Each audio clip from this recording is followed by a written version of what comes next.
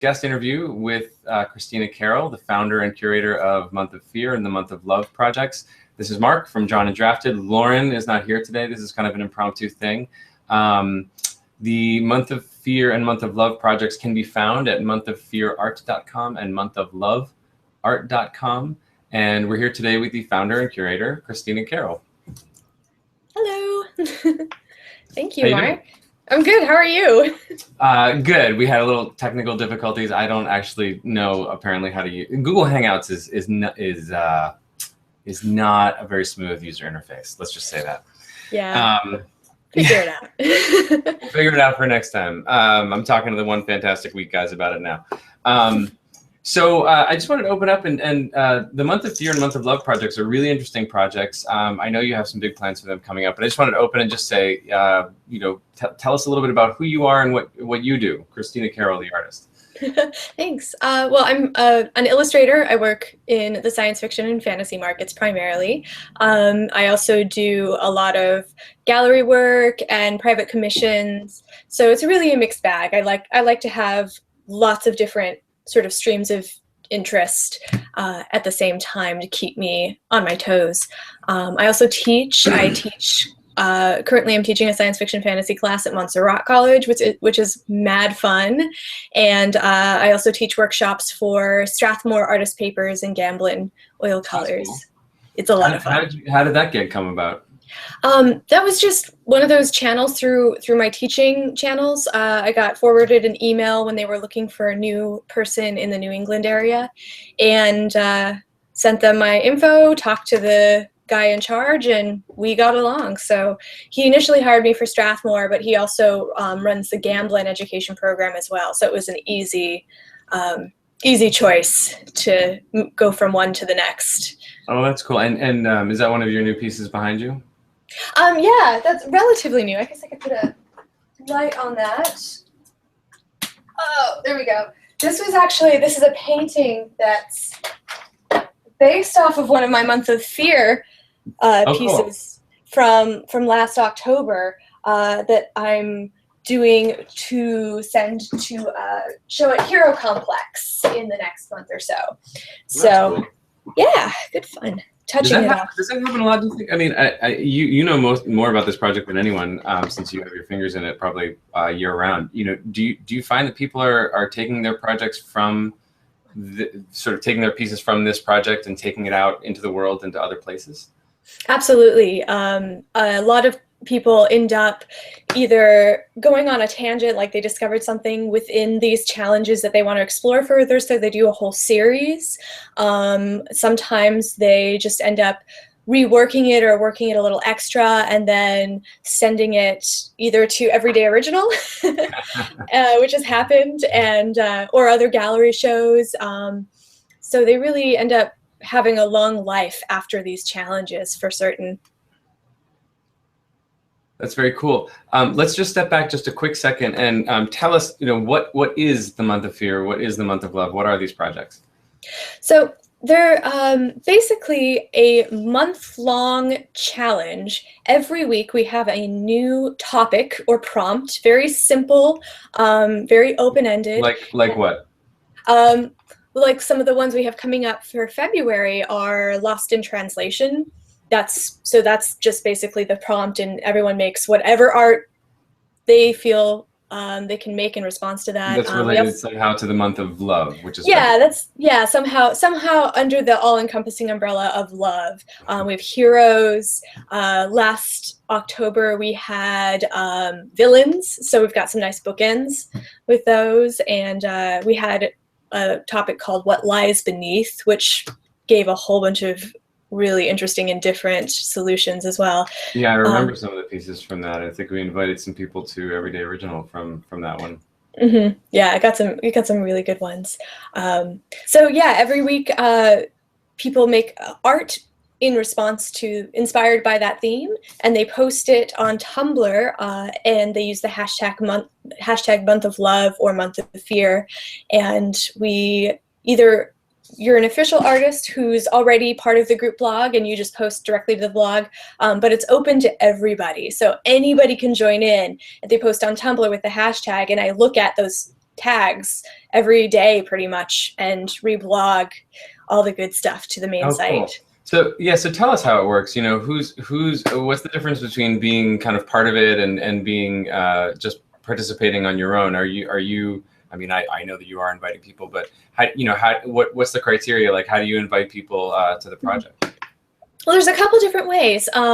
Most of the people who end up on the project officially are people that I generally end up knowing personally. I meet them at conventions or just end up talking to them a lot online, and their art is really good. There's a drive to their work and a hunger to keep growing, and already there's like a high bar of quality. So I get a bunch of driven people who are already at a certain level together, pushing each other so we can all make each other a little bit better and creating a very high bar to start with. And then other people end up discovering the challenge from outside my circles and joining. People are sharing on social media. Exactly. So being part of the official group just kind of lends a little bit of extra pressure. I ask everyone to do at least 2 of the challenges, but encourage people to do all of them. Yeah. And so it's this little extra pressure of like, okay, so we are challenging each other, and then people who want to participate unofficially, either because they can only do one or just don't know who they are yet, can join in via Tumblr and the hashtag and get on the blog as well. And a lot of times I'll take people who participated that way and invite them to the next round because they work so hard. We had a lot of people last October who were just amazing and I'd never heard of before, that I said, you need to come in and be on the official team because I want to be inspired by you. That's great. So who is your favorite Month of Fear, Month of Love artist? Oh, loaded question. Who's the best? Who's the best one? That's not fair. Other than you. At all. Other than me, you just took my first answer. I don't have any. Mark Chef, okay, of course. I won't put you on the hot seat. But you know, the question that's really interesting. So it grows in some ways intentionally, just from and I know that you started it just by inviting some friends, and I was fortunate to be on the list.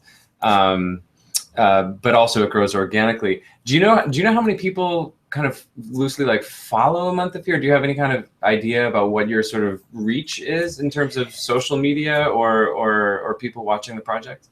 That's a really good question, and that's something that I would love to figure out how to quantify a little bit better. I think last I checked on Month of Fear, we had over 1,000 followers. So on the Tumblr. On the Tumblr, yeah, that grew fast. That grew very, very fast. But then every person who participates has their own circle of followers that are watching and following as well. So it's really like it can get exponential. It's sort of a hard thing to quantify with my limited knowledge of how the internet works. Yeah, well, I mean, I know Tumblr has some limited statistics, and I'm looking actually at some of the images now. And you guys are getting a lot of notes, which is like likes on Tumblr. Yeah. Somebody actually left a comment in a note recently with me. I'm like, I didn't know you could do that. I didn't know you could do that either. And he also didn't know you could do that. And when he the only reason I knew is that he emailed me and he was like, I want to delete my comment. And I was like, I have no idea how you even did. He's like, me neither. So, oh man. So that was tough. But you know. Okay, so you have good social media reach. It's a good community of people, and you also do all these other things. You're doing these demos and teaching and working as an illustrator and making your own personal work. So why did you start Month of Fear, Month of Love? Like what this I'm going to get to this, but and you can talk about it now. Like this has to be a lot of work. You know, like why? What was the impetus for starting the project? Yeah, it is a lot of work. And I'm going to sort of start by saying a lot of the good things I'm doing now, I am going to chalk up to being very related to starting the Month of Fear and Month of Love projects, actually, because they started out of a need to reconnect with the community. I was like a couple years out of school. I moved to Boston from New York, so I lost. Yeah. There's some great stuff here. I'm telling you, man. I know. I grew up there. That's why I'm saying it's a mistake. Oh yeah. especially in February. Oh man. Well, that's what happened, is like, it was February, which in New England is just awful. So I was like staring at my sketchbook and uninspired and unmotivated. And then I had this idea of like, you know what, if I got a bunch of people to like work with me, I couldn't get out of it. You know, I would have some stakes and I could have some risks. So I had this idea and I just emailed a bunch of people before I could talk myself out of it. So why not invite people over to work in your studio? Because nobody goes out of the house in Boston in February. and especially also, artists. Yeah, especially artists. But also, I mean, you guys are all in New York and Minnesota, and like everyone's everywhere. So make it easy. Do the work in your pajamas. So yeah. So there was something missing for you around community, and you sought to fill that gap in a way. Yeah, and just kind of kick my ass into gear. And I think like a lot of people, we thrive really well in the college environment for a lot of those similar reasons. Okay. Having a community around us, having sort of a little bit of structure, and when we get out of that, it's hard to know where to start. It's hard to know what to do. And not having that community around us is really difficult.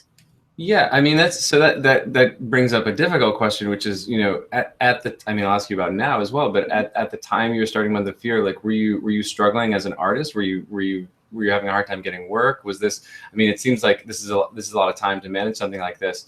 You know, were you seeking to fill that gap as well? Oh, of course, yeah, absolutely. You know, most people don't have a full-time artist career right out of college. It takes time to build. How long? So that's variable. I think the running term all the time. I'm like, I don't know, like 5 years, 8 years, 5 to 10 years. Like that's sort of the running gap, I guess, is 5 to 10 years. Sometimes people do it right out of school. It's fine. Yeah, but it's hard, especially if you have debt and you don't live with your parents. You know, you got to work, you got to pay the bills. It's part of the life. Well, if you head over to the Faulkner Hospital, you can say hi to my dad. He's over the pediatric unit, but that's he's 10 minutes away from me. Yeah, if you have kids, go see my dad. He's the best.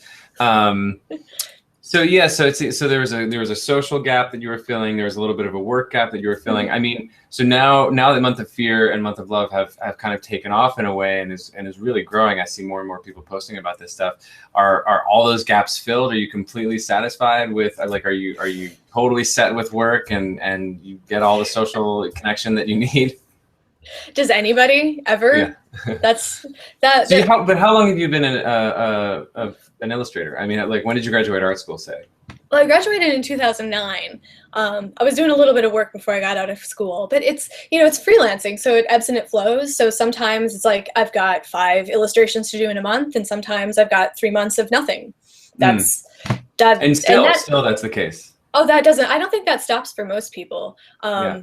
I'm asking you these leading questions because I really want people to understand that even said, like, they look at someone like you and say, gosh, she's doing all this great stuff. And you know, I see you're posting work and she's doing Month of Fear and she's teaching and she's doing these demos and, like, you know, God, it must be amazing to be her, but it still sucks. It's still tough, right? Yeah. Oh yeah. That's a really great point. And that's something that I think about a lot and try and impart to my students as well, is that you don't really realize that you're successful.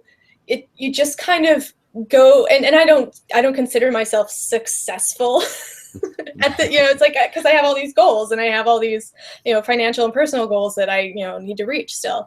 But it's like at one point you just kind of look around and you're like, I've been doing nothing but art related things for 5 months or a year or 2 years. And it doesn't really occur to you that it's happening. It's just that, oh, okay, I'm filling my plate constantly. And then I've got all these projects that are kind of consistently keeping me busy. And it's never exactly the arc that you imagine it's going to be. And everybody's different too. The hard thing is when you're starting out, you only have other people to compare yourself to and other careers to compare yourself to. So you assume that that's the right way, but there's a million different ways. And that's what I love about the Month of Fear and Month of Love is it came out of a sort of a void that of art that I wanted to do and wasn't having the opportunity to do. and getting to show it. And it's actually become a thing. It's become a part of my career, and it's become a part of my, I guess, my brand, if you want to Sure. go Your that artist far. identity, your brand. Yeah. And I made that. Like, that didn't exist beforehand. And I think that's a very powerful thing, that you can create something out of nothing, and you can create a path, and you should create paths that somebody else isn't doing. Do you think the other artists who are involved in the Month of Fear and Month of Love, do you think they feel the same kind of ownership over the project that you do? I hope so. I really do, because that I want it to be communal, and I want everybody to feel proud of it when it succeeds. That's a good question. Do you feel like you have ownership? Because you were there, you've been there since the beginning. Yeah, with a little bit of a break when I started some of my other projects. Yeah, you know, I mean, I certainly, like, I compare it directly to something like Everyday Original, which I really feel like, you know, with everybody who's contributing, it's a tricky thing, like ownership. Like, I definitely feel ownership over the project, and I'm very proud of what we've done. But there's no way that it could happen without everybody else contributing. So, in a very real way, you know, I don't own it, and I think the same thing is true with Month of Fear and Month of Love. I don't think I feel it the same way that you do, in that, like, you know, you had this idea, and you invited people, and you were the impetus for everybody getting together and doing this stuff. I'm gonna switch the camera so you can see that I'm talking. But I do feel like, you know, I'm invested in the success of this project. I like to share the stuff that I like from the project. I like to contribute, you know, when I can, and I feel like I feel ownership in as much as I'm committed to the community, you know, and I appreciate that this kind of communities, these kinds of communities are growing, and people are taking on these kinds of projects and doing these things, and bringing people together. Because, like you said, you know, you're sitting in Boston, and, you know, you're kind of drawing by yourself, and it's not necessarily that visible, and there's a little bit of a void there, in terms of in terms of connecting with other artists and being inspired by other artists. But this meets so many needs, and it raises the profile of all of these other artists. So, you know, I'm on the site, and I feel like, you know, I wouldn't let myself be on the site if I didn't feel some kind of ownership around the project. Like, I feel ownership of my contributions. But yeah, I don't think it's exactly the same as the kind of ownership you have and should feel as the person who really sparked this this whole movement, really. But that raises another question, which is, you know, so it does all these great things, but is there a cost? Like, what's the cost to you? And what, you know, and similarly, is there a cost to the artists who participate? Is there something, I can't think of a better word than cost. Is there a drawback? You know? That's a great question. And it's sort of part of a larger conversation about doing things that don't have a direct sort of monetary link to your success and all that, because I don't get paid for this, and I spent a lot of time prepping. Do you have any idea how much time? I mean, are we talking like 10 hours, 100 hours, 1,000 hours? Oh, that's a great question. Well, I think that just figuring out the website alone when I was working on Tumblr was at least a couple hard days of work of like reminding myself how to code stuff and all that, which was fun. So let me think back to the core of what you were asking me. What is the cost? Well, I think I try and take on as much of the cost myself as I can, as far as the time and troubleshooting, so the people involved have a lot less cost.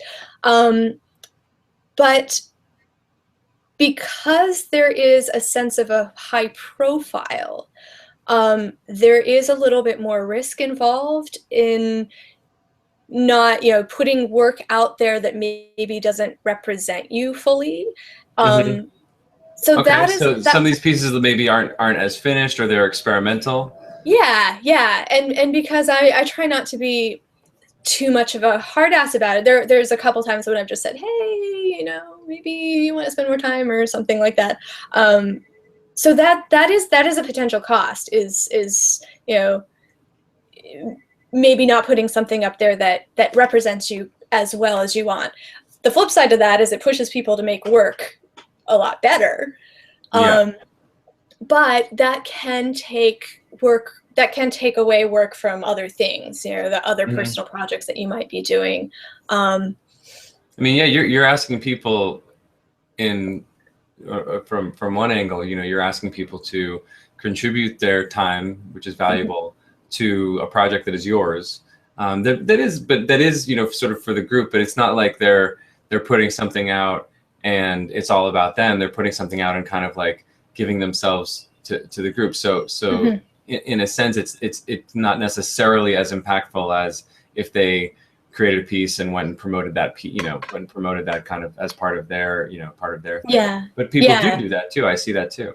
Yeah, and sometimes they use this as like Sam Flago was telling me that he used the understanding of the Tumblr platform to sort of start a new project about Norse mythology that he had been marinating on for a while too. So it really depends on how people choose to use it too.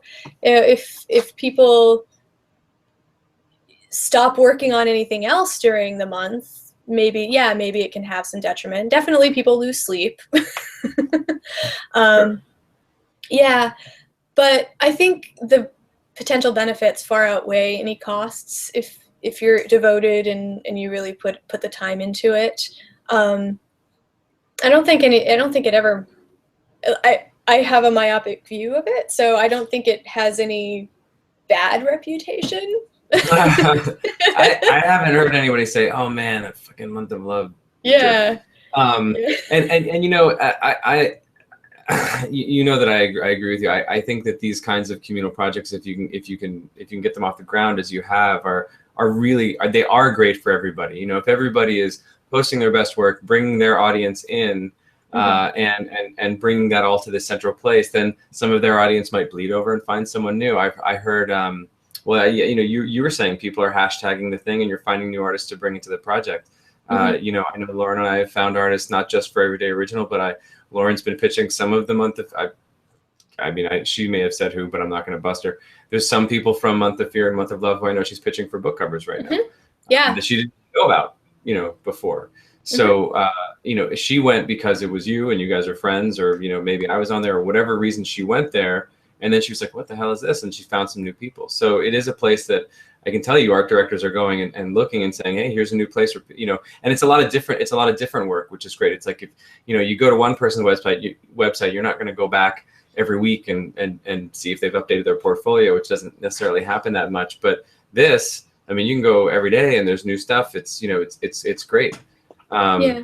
So, and I think like the only potential drawback to that is that people, because of the structure, aren't spending a bunch of time on these pieces. Like they're not necessarily each going to be portfolio pieces. They're thought pieces and exploration pieces. So, but I think anybody who looks at the project, I hope they get that. They understand that this is an exercise, and if you get portfolio pieces out of it, that's amazing, and that just shows how great your time management and your dedication is. But if you're doing drawings instead of paintings, nobody's really going to hold that against you. Yeah. I'm looking through the site now. It's like there's so much good stuff. Yeah. I guess that leads to the next question, which is, do you have you sort of sit and see everything? Have you seen any really great success stories come out of the project for people? Yeah, well, I always like to talk about emerging artists who have joined, and I really this is one of my favorite things about this project is it's really targeted towards emerging artists, and for a couple reasons. Emerging artists have a lot more drive sometimes to try new things and put in the time than established artists who are like, well, I don't see the distinct benefit, so I can easily say no to this, which is absolutely fine. That's what happens. But these emerging artists who just need like that one little extra push to go the next level with their art or engage with the community or get that little confidence boost. We had last Month of Fear, Jana Hadersdorf from Germany. I always use her as an example because I think she's terrific. Good example. What was that? This is a good example. Yeah, I know Jana. Yeah, and she joined in. Another person I never knew. And I just saw her work on the hashtags. I'm like, oh my God, who is this? She's doing these beautiful things. I was reposting her stuff, and then I asked her to join. And one of the pieces that she did that first year got into Spectrum. Wow, so, great. And as a student or a recently graduated artist, and she yeah. Go ahead. Yeah, she said that being involved and seeing the caliber of people who were on the site pushed her to try a little bit harder with her artwork, and that she's good. She would have got there eventually anyways, but this I'm was an happy. accelerant. Yeah, I'm perfectly happy taking a little bit of responsibility for that. No, that's great. I share that love. I see a few emerging folks on there that I like. Daria Theodora, I see on there. Man, yeah. Who's apparently in Boston. Wait, she lives in Boston? Apparently, I see her. I didn't know that. She took a course with Rebecca at Smart School, so I see a lot of her work. Mm-hmm. Yeah, there's some really great stuff on here. Do you have? So on the flip side, you know, there's great success stories like Jana and Daria and some other people. Are there any funny fails from the site? Like I don't even know what that looks like. Like did someone like try to jump a fence and fall down or something? Like what? Anything that would qualify as a fail? I don't want to call anybody out in person. I'm gonna say I think there's definitely been a couple cases where people just didn't simply have the time to put into their work, and I think that was more in the first couple of years when the first couple of years I remember it was more, like you said, sort of conceptual, maybe more sketches, sort of ideas. But what I'm seeing on the site now is it's evolved into this, like, you're putting up paintings, like stuff that you would put in your portfolio for the most part. Yeah, exactly. Well, because we keep raising the bar, and if there's somebody I feel like isn't really maybe getting that, like not working as hard as everybody else, or have you asked people to leave? I don't ask people to leave. I just maybe don't invite them back. I say you don't give them the notice.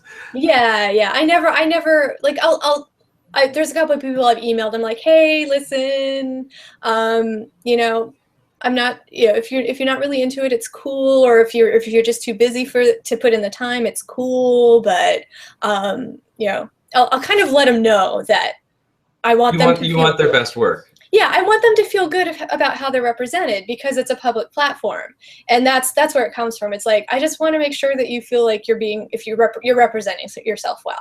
And if you feel like you can't, if you feel like you can't put in the time to represent yourself well, it's totally cool. But I want to give you that opportunity. Yeah. And if they kind of fall flat, then, and it's mostly about a matter of communication. If they just kind of fall off the face of the earth and stop talking, and which happens. It's like, and if they don't engage with the community, like, if people are kind of, basically, if they're looking at this platform to see what we can do for them only, they're not going to succeed. And I'm going to see that. If people just kind of post their work and then they don't comment on it or share or engage in the community at all, I'll be like, oh, you're not giving us anything, so why give that spot to somebody else? That's going to be a tough conversation. It is. And well, they kind of get it. Like, it's one of those things where it's like, I know you're not engaging. I tell everybody how I want them to engage. I think I'm a fairly good cheerleader about that. So very clear. Yeah, and if they're confused about it, they can ask me. But it's one of those things where it's just that's the nature of it. That's how it works. I'm not brave enough just to email them and say, hey, you kind of sucked. So. Well, I mean, it's like you said, it's not about like, your work isn't good enough. You invite someone to the site, obviously their work is good enough because they have something that you liked. And what you're saying is you can do better, which is a great thing to say, I think, to someone, because sometimes you just need to hear that. I say that to myself almost every day. Yeah. Nobody's harder on me than me. Exactly. I mean, I do, as you know, I do these workout videos, and the thing that they keep saying in the videos is you're not competing with anyone. You're competing with yourself from last week, from yesterday, from last year. And if you're not competing with yourself, then you failed. If you're not trying to get to the next step for yourself. Well, why don't you tell us in closing, why don't you tell us once again where we can find the project and how people can participate even if they're not on the super secret special invite list? Yeah. So again, it's monthofloveart.com. It's on Tumblr, and monthoffearart.com. And Month of Love is about to start in just a week. Next week is the first week. Yeah. And gotta figure out what I'm doing for that. Yeah, me too. I'm always the last person to start drawing every single time. And it's funny you say and I know we're at the end, but I actually have a personal project that I've got all sketched out. In one of these books here, I've got everything sketched out. I know exactly what I want to do, but I haven't really had an excuse or a chance to work on some of these pieces, and I'm going to see if some of them can fit the themes of the week, because there's pieces that I want to be working on and they kind of fit the theme, and it's a good excuse for me to try new things that way. And I wrote to you in an email too. When you started the Month of Fear, that's when I started really exploring with traditional media. Now, don't look at any of those pieces from the first year, but it was that's what got me really like, okay, I'm going to try to make some paintings with this that aren't digital. So that was so thank you. You're welcome. Thank you, because the pieces that resulted were awesome. Some of them were. It's all about the experimentation, And I think it's really. Oh, what? Oh no, go ahead. I was just gonna say, I think it's really wonderful seeing how many different variations on a theme there can be as well, which is, I think, one of the really exciting things about the challenges is we've got 50 different artists doing the same theme, and every single piece is so completely unique. That's kind of amazing, yeah. So that's monthoffearart.com, and where's Month of Love? And go ahead. Monthoffloveart.com, and all the rules are on the website. I was trying to be very thorough with how to successfully post and be a part of the project. And all you have to do is go to the little challenges link at the top, look at the challenges, look at the weeks that we're posting those challenges, and make art, post it during its designated week. Use the hashtag Month of Love. On any platform. On Tumblr. On Tumblr. Month of Love. Hashtag Month of Love, hashtag Month of Fear. We'll put this in the show notes too, so when you guys are watching this on YouTube, you can just look down there and we'll have links and stuff. Yeah, I mean, we're on Twitter too and Facebook, but really everything gets fed through the Tumblr. Well, you can't stop me from hashtagging on Instagram. I'm telling you now. Oh, go ahead, do it. No, all over the place. But Instagram doesn't do links, which sucks. No, I know. Yeah. Well, I feel like that might come soon. In fact, I thought I saw something about they were gonna actually do live links at some point. They better go down. But look, we're kind of at the end here. I want to thank you so much for your time today and for everything you put into these projects and building up the artist community, giving back. Any final words for folks out there? Oh, thanks, Mark. Final words. See, now I'm drawing a blank. Buy low, sell high. Buy low, sell high. Plastics. Yeah. No, just make art. No matter what, find an excuse to make art, and eventually things will just start rolling into place if you just keep creating. And if you can do it when people are watching, all the better. That's great. Well, look, thanks for your time. We'll have this up on YouTube, I think, probably immediately. And when I share it, I will hashtag or something, tag you, and we'll get it out there. Thanks a lot. Sounds good. Thank you, Mark. It's good talking with you. Bye.